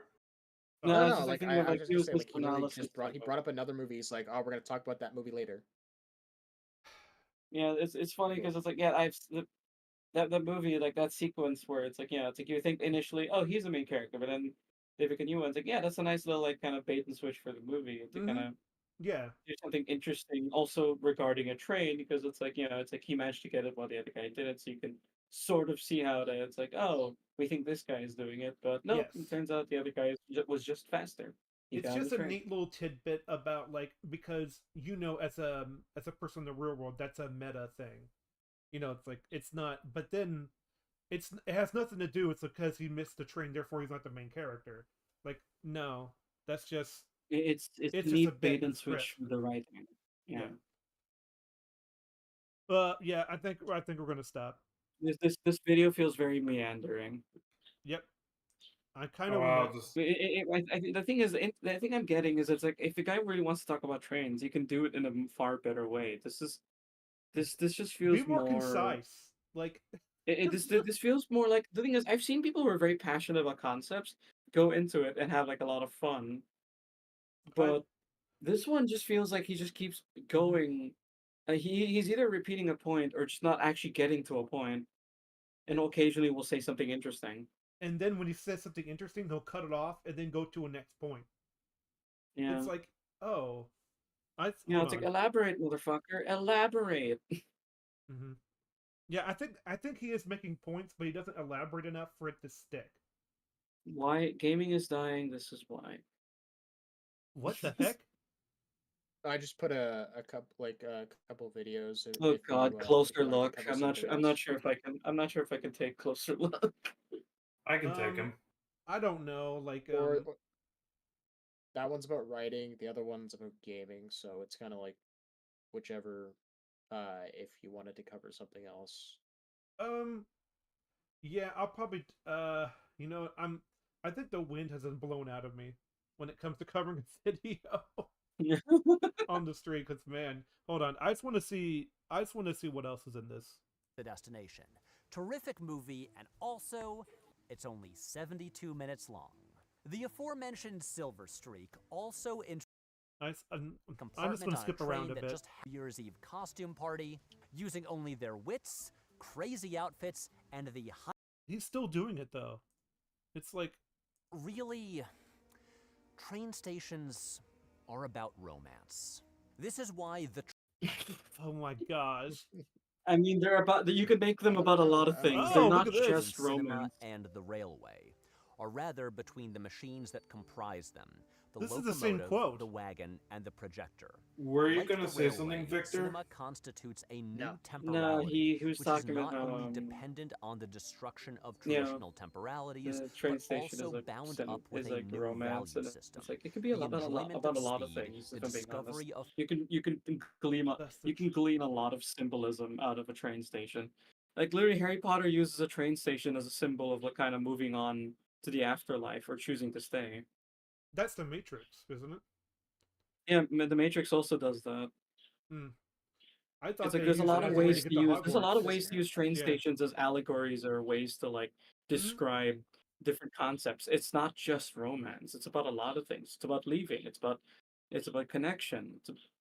There's a lot of ways you can use a train station. I'm sorry, but like So him simply just stating, oh, see, they're about romance. It's like they're about a lot of things. If you actually want to like go over it, train stations symbolize a lot of things. That's why they're so interesting to use. I think our conversation did a lot more than what the video probably did. Like, Yeah. I feel like it's because he's not elaborating on the point necessarily. He's just talking about trains, and that's fine if you want to talk about it. But it's a 49-minute video where he basically says trains, right? trains, right? And I'm like, dude, please, like, go into it. I know you're passionate. Use that passion. Is he using? Actually cover like Is he actually passionate? cover the. I can tell. You can tell that he's somewhat passionate, even if he's even if he's up his own ass. But I'll say, yeah, he's passionate. Sure, he he's in Switzerland and he's in appreciating the trains and. Well, yeah. as he said, Right. the only reason he wanted to make this video because he was on a train thinking about Mission Impossible. Like, I mean, it's like that's fine. That's a fine jump off point for a video, sure. But it's like I get it. I really feel like he could have just gone over this way better because I can clearly see where you can actually make a video about movies and trains, and you can actually really delve into like the prominence of it, how well they're used, how they're used in movies, the the technique used for them, and he did go over it a little bit, but he didn't really elaborate. He talked about how the design of trains made it so that you actually had a bit more of a restricted style when you're making the movie, and you actually had characters in basically the same place but in different sections of that place. But he didn't really go over why that was really important or why that was really interesting. I'm looking at this quote on screen, and let's see. Thus, the train, like cinema itself, functions both as a machine to organize the gaze and as a generator of linearity and movement. So it's what you're saying is a train in the film is a Mobius strip, it just goes back and forth on the same thing all the time. All right, it's metaphorical. Yes, it's more like based on the initial thing. It's like functions as both the machines to organize the gaze and as way. For one, the train because trains are constantly moving, they give you something to look at in the sense that it's this big kind of machine moving, but also as a generator of linearity and movement.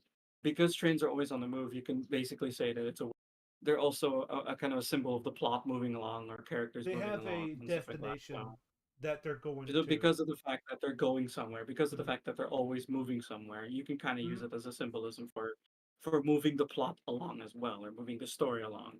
Sure. And because of the design of a train, you can actually make a story where characters start in one section of the train and ended at another, or they constantly switch to also symbolize the plot switching and stuff like that. Train to Busan does this, where the characters actually they have a main train compartment they use, but then they also switch to different compartments because when they went to the station and the zombies were there, that one of them had to go to another thing, so they had to move through the populated train compartments that had zombies in them and find new ways to counter the zombies to move there, which is progression of plot. Well, also like it says on here, I think also like they're just like a film. A train is set on a destination. It can't really. It's set on this track that like once it reaches destination, it will stop and then it will go into another destination. You know, it must stay on the tracks, kind of like how the film must stay on the reel. You know, it's like, oh, okay, yeah, and then continuing it, there's therefore a I sort of get where you're coming from. Sorry. There's therefore a technical affinity between the cinema and the railway, or rather between the machines that comprise them. Locomotive, the wagon, and the projector. Like a railway, cinema constitutes a new temporality, which is not only dependent on the destruction of traditional temporalities, but also bound up with a new value system, the enjoyment of speed, the discovery of foreign places, and the loss of routes. I mean, the thing is, the thing with trains is that trains kind of circle around, so you're not actually losing the routes because you can always go back. Yep. So that's not quite true because trains can go back. Mm-hmm. Like trains are often designed to be kind of circular. They can kind of move around. Aren't some speed trains like have two heads on them now instead of there are some trains that have two heads. Yeah. Yeah, so I don't really understand this point because it's like the destruction of traditional temporalities. It's like not really. Because you can still go back somewhere on a train. You can still return somewhere in a train. Oftentimes, if you want symbolism, train is often about moving on in some ways, but it's not necessarily destruction, because some people also use trains to go back to where they came from, go back to the roots. So I'm not sure if the point really sticks that much in the later part of this quote. The later part of it, I'm not sure if it sticks that much because trains can also be used to move back. And to, who says return. destruction So it's like, is necessarily a bad thing? Because sometimes progress leads to a better version of what you had. Doesn't necessarily mean destroying. You're building on top of it. This isn't Theseus' ship. You know? Yeah, I really wouldn't go for like dependent on the destruction of time. I really wouldn't use that language for this because you're not actually destroying anything necessarily. Trains are often about movement, about about progress. And yes, there is usually sometimes destruction in progress, but trains don't really destroy anything unless something's in the way, like literally. Yeah, true. But it's like there are a lot of like the symbolism of trains is moving on, connection because of the compartments and stuff like that. So I don't really understand the whole thing of destruction of traditional temporalities. I don't understand that use of the language. Which is not only dependent on destruction of traditional temporalities. We're also bound up with a new value system, the enjoyment of speed, the discovery of foreign places, and the loss of roots. So it's saying you don't necessarily lose the roots because you can always go back to those roots. You can always go back to those roots. The discovery of foreign places. The funny thing is, in order for a train to function, you need to have it built at the other place. So you are technically going to a foreign place, but that foreign place has already been discovered. I do like the idea of what Clint Eastwood was trying to do. What was to preserve all the old films and have them saved up in like a not just in digital, but also at a library and stuff like that. I think that was like a preserve as much as possible because we need to know what the bedrock of films was. You know, it's like whenever we go into the new age of film and entertainment, like this was where we were. So like kind of idea. So yeah, I think that's it about trains. Like yeah, I think it was kind of an excuse for him to make a long video about trains, but the problem is it's like he doesn't really go into it as much as I'd like, and that's what annoys me so much. It's like you can elaborate a lot about this. You can talk about like He's also like, I remember when he was like listing down the different movies. He was like down like, and it's like I get it. They're in a lot of movies, but I get it. And there are a lot of movies. You literally had like clips showing that they're in a lot of movies in your little intro. There's the ads, but you need to kind of like point out like kind of like why they were so prominent. The style used for them. Yeah, we're done. I don't know, man. It feels like there's so much more to be said. If I was a fan of Patrick Williams, I mean, I don't understand why he's putting so much significance on trains or any form of transportation. I mean, obviously, if a character shows up in a different location, then they obviously traveled between scenes. We don't need to see that. Oh yeah, that's true. Batman must have used a train. Yeah. I mean, I'm sure there's at least one train in Afghanistan. One train in Afghanistan that's all run down. He's like, I'm going to build a new one, Alfred. I mean, it's kind of funny. You do have a point about like what if like the train is just used as a like they show a scene of it just going by. And it's like, and that's your inference that they use the train to travel.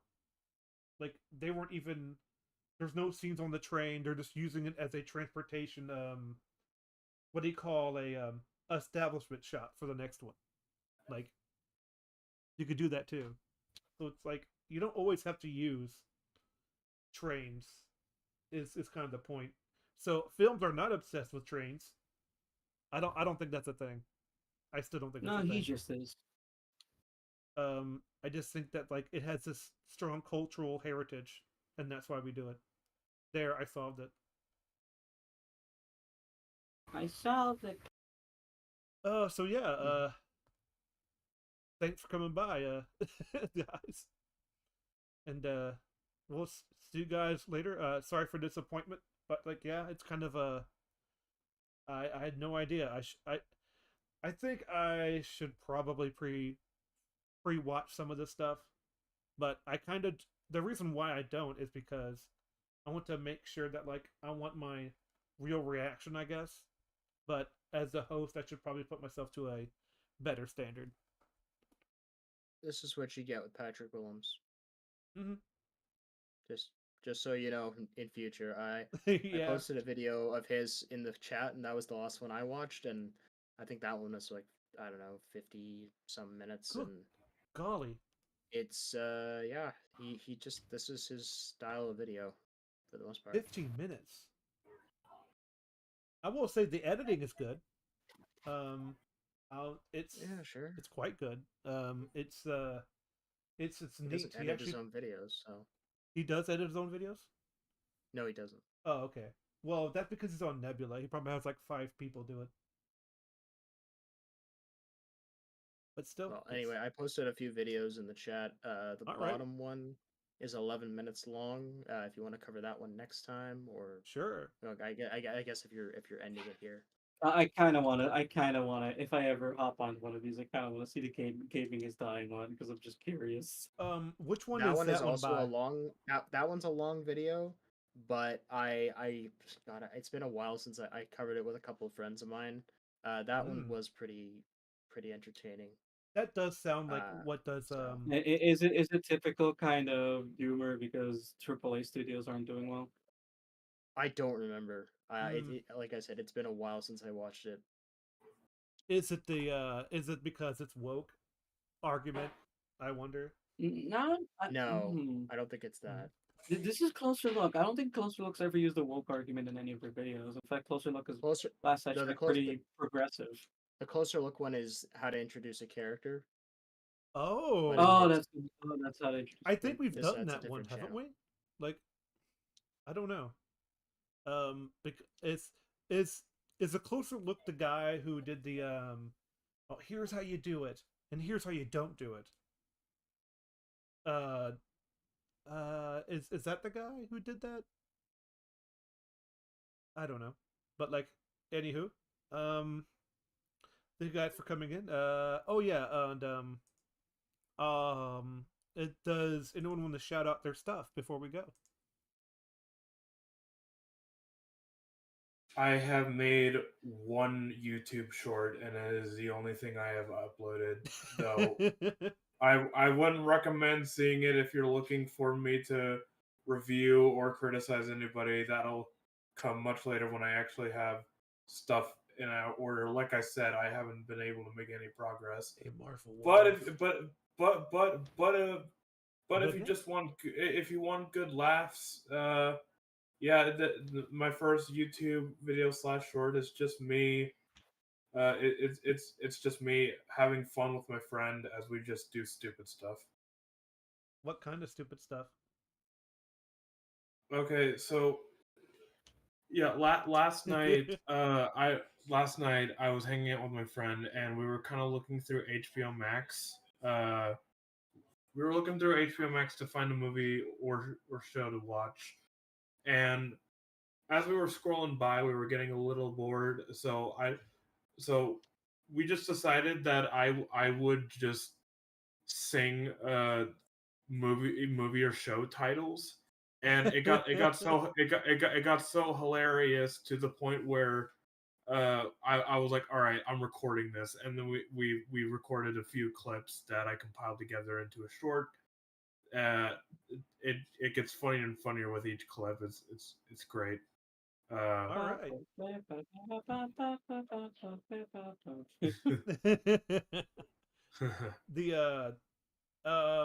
Well, the reason why I'm still working on the newest video about Buffy, about the episode Passion, and it's a really good episode. That's why I want to focus on those 3 episodes, and I'm happy to report that the script is done, but I still have to voice it, and then check it as I'm doing it.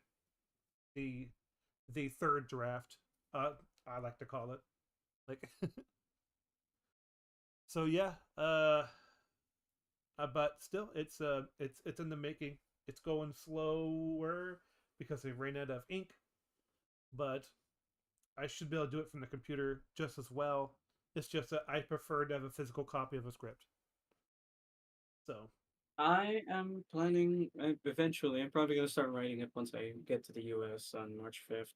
Ooh. I am planning on drafting just a test script for. I'm planning on drafting a test script for Black Panther because I really I'm not fond of that movie, and I really like to try my hand at writing something different and try and actually put it in a different perspective. What do you mean? You're going to write a better script of Black Panther, or? I'm not sure if it's going to be better, but I want to try a different concept because I really don't like how westernized the feeling of Black Panther is, especially with the fact that it's supposed to be about an African superhero, and literally the theme of the movie is about discrimination in the United States and abroad. It's like, why should they give a shit about people abroad? Why shouldn't they care more about the people in the same continent as them? Shouldn't they care more about the genocides happening in like a country like just like 2 countries over? Africa first.